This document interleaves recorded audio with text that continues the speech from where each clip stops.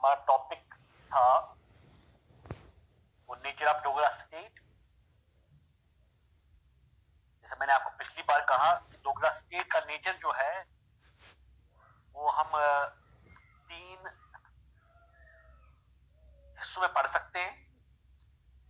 One is it can be called autocratic, despotic and authoritarian state.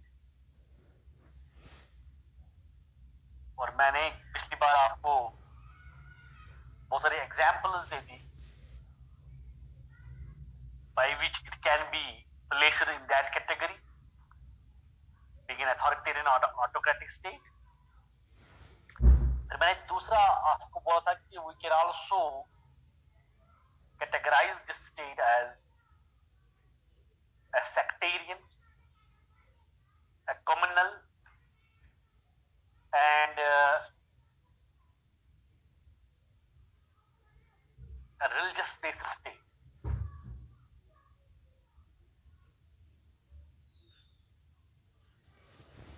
And while categorizing this state as such,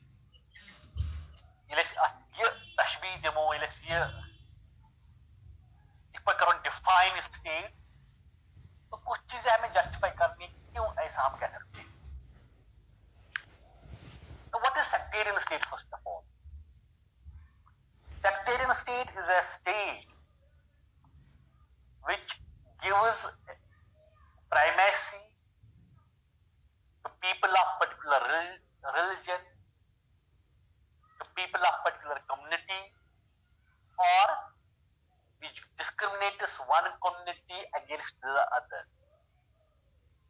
So the all modern concept of state, the modern states and their polities are based on the idea of secularism. They believe all religions are equal, and in fact they believe state has no religion at all. When we say state has no religion, it means state treats all religions equally and people of all religious denominations. ये तमाम लक्षित उनका मजहब से belong करें, उनके लिए कोई ये मान्य नहीं रखता है। For them, they are the people and they are to be ruled right. मगर in many ways, the Dogra state can be placed in the category of a communal or a sectarian state. Now, how and why we say that, and how we can justify it? There are several examples, there are several instances from which we can say that it behaved at times as a communal or a sectarian state. Like if we again see, अगर आप state को देखते हो उस वक्त almost 75% of the population of the state in Jammu and Kashmir was of Muslims,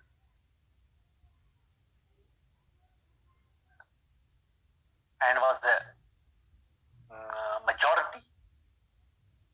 They were in majority,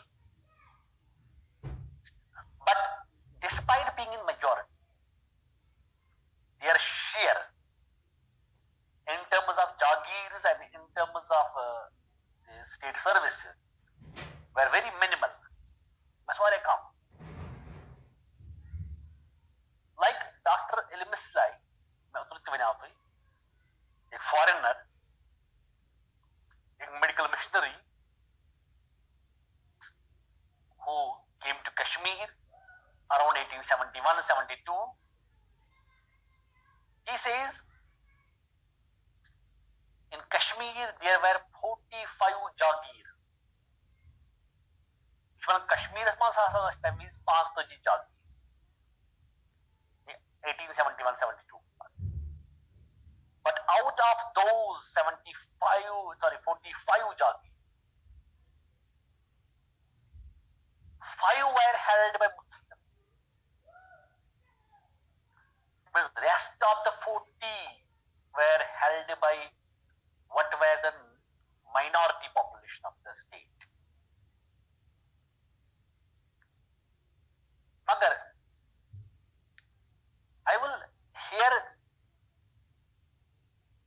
emphasize on this thing, that it were actually not Dogras who pursued this policy, or under whom the Jagirs were allocated. पहले आपको समझना चाहिए कि जागीर किसको बोलते हैं. Jagir is actually a vast tract of land containing hundreds of acres of land, which is assigned to a person, given to ruler, and that person is called a Jagirdar of that area. Jagir is a canal, over canal land, it has to be in hundreds of canals. That is called Jagir. मगर ये मैं यहाँ पर ही I would not blame Dogras for it, as far as my knowledge is concerned. So it seems discrimination, but actually Dogras were not to a large extent responsible for it. Because if we see, prior to Dogra they were Sikh rulers, prior to Sikh rule they were Afghans, under Sikhs, it were non-Muslims, the Kashmiri Pandits, who wielded much authority. अगर Afghan rule तथ prominent position Pandits, अगर Sikh rule उसमें भी prominent position पर ये थे Pandits.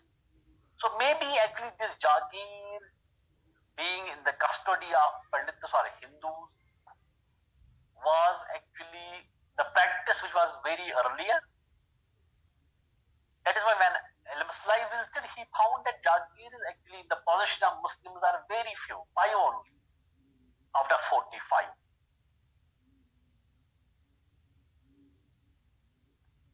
So many quote this example as this number of Jagirs to Muslims to label this state as a communal state. Then Dr. Al-Maslai further goes on to say that if we look at the employment of Muslims in the state services around 1871-72,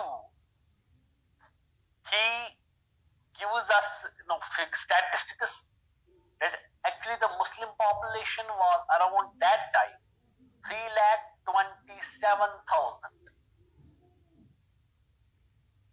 But from this population of 3,27,000, none of them was holding the post of clerk. Clerk was one important post, but none of them was holding the post of a clerk, the non-gazetted job. But out of the population of 7,500 Kashmiri Pandits, बरकस कर वुचा हुआ Kashmiri Pandits की population 7,500.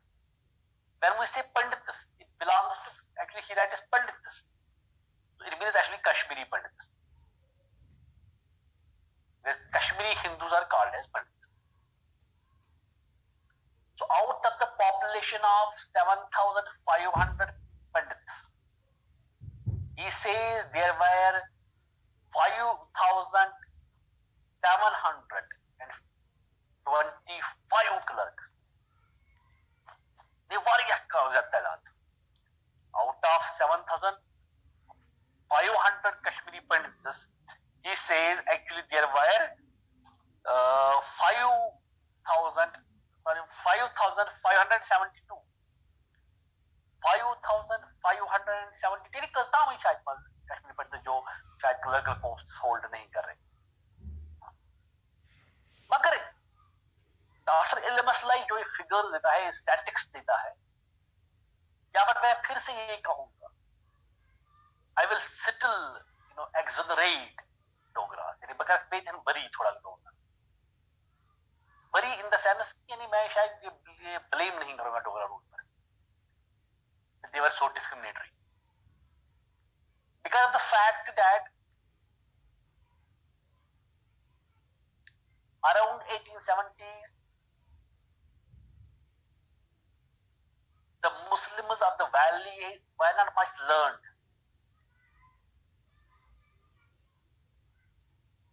They were still in maktabas and madrasas, and they were not, they were averse to modern education.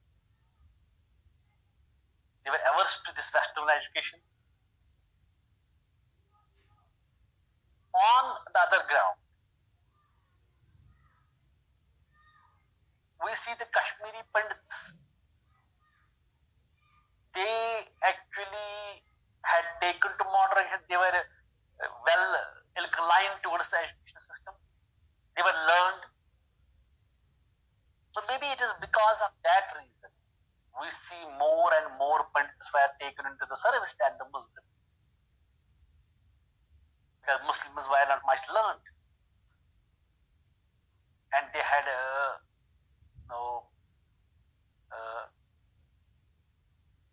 they were not in favor of Western education, they were in favor of modern education. It is only later on, at the turn of the century, the beginning of the 20th century,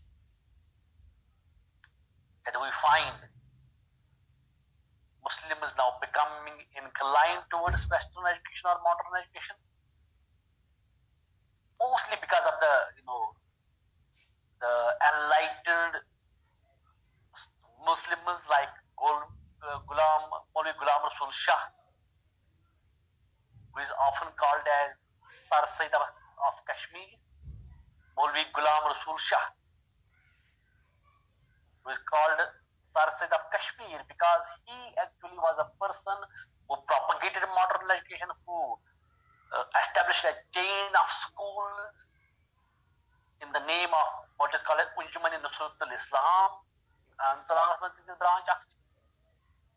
So it was he who opened the Unjumans or Nusratul Islam branches everywhere in Kashmir and motivated the Kashmiri Muslims to take modern education. So maybe Dr. Ali Maslay was quoting this figure because he wasn't knowing the fact that Muslims were not much learned. Maybe because of that, the state were not taking them into the service. Then one more example I would like to quote is that from 18, now at some instances where we see we cannot exonerate Dogra. From 1846 to 1947, a century-long rule. In this century-long rule, Jammu and Kashmir witnessed as many as 28 prime ministers. 28 prime minister Jammu and Kashmir. But out of these 28 prime ministers, none of them was a Muslim. Which shows that probably the Dogra rulers were not well inclined towards the Muslims, because there is no one in the entire list of 28, no one figures as a Muslim. Yeah. Then, taking it further, this discussion, it also seems that this state behaved in a discriminatory way in as far as taxation is concerned. Taxation के बारे में से थोड़ा बहुत शायद discriminatory हो सकती है, because many of the taxes which could not have been levied upon Muslims, but they were made to pay. Like Ashkal,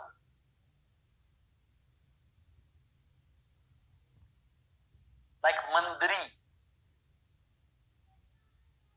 These taxes, if we look at the nature of these taxes, they were entirely, the taxes which should have been made compulsory for Hindus, because they look more like the Hindu religious taxes.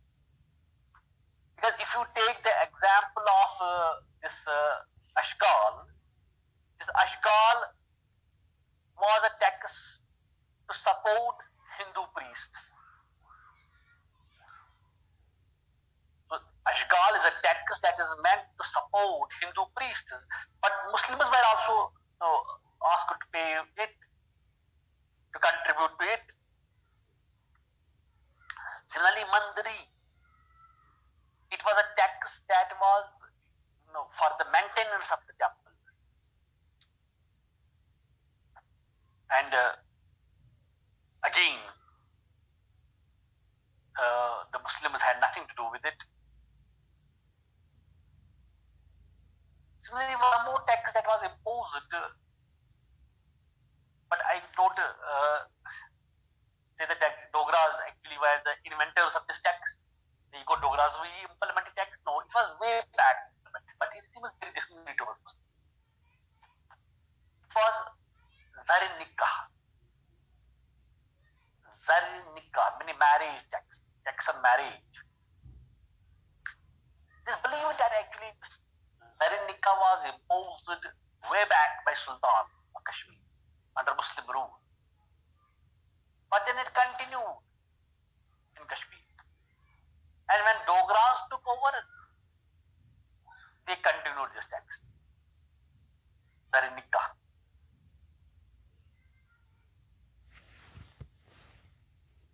And this was not levied in Jammu. So this shows it was somewhat discriminatory, but we also say at the same time it was actually a tax that was continued here from centuries.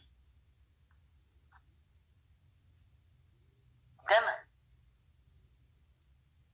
if we take it further,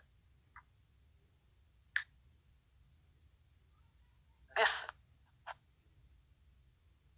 taxation structure was discriminatory in the sense as well, because in Kashmir we see the peasants were asked or forced to pay mostly in kind,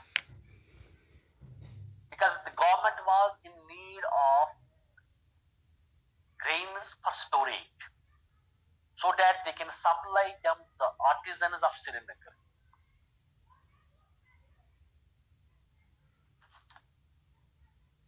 And this payment, or you can say this grains which were given to the government in return paid very less. It's understand as mujawaza. The other government should even punish here, Pachiman Mangani pay government and government will pay him for that very less. But government will sold it. They will sold it at high rates. So this actually led to more and more exploitation of people.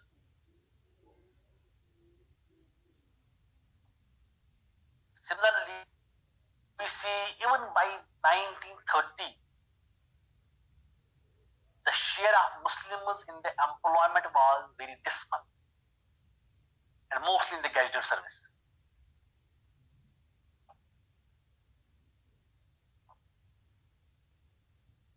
Even we see at times there are complaints that many of the religious places in Kashmir had been converted into grain stores. The prayers were disallowed and the mosques were converted into grain stores. Like Pathan Masjid, like this Khankai Mohalla in Srinagar.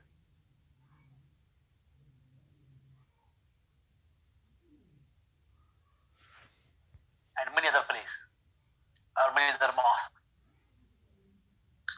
Even one writer, James, he is saying that he has received several complaints to Ashbukam shrine, where the mullahs who were caretakers of the shrine, they complained that the Gulab Singh had disallowed the oil expenses for the shrine. And the James in the government abroad is current. जो अशबुकाम जो ziyarat hai, many of you might have gone there. It's a always lighted, and there is oil put in those lamps, and it seems शायद मैं ऐसे ही मन lampan oil tanaman stating whatever the expenses were there on the oil or oiling of these lamps, it was to be beared by the government. मगर James कहता है कि नहीं, हमने जो वहां पर ऋषि थे, they have actually complained that Gulab Singh has disallowed.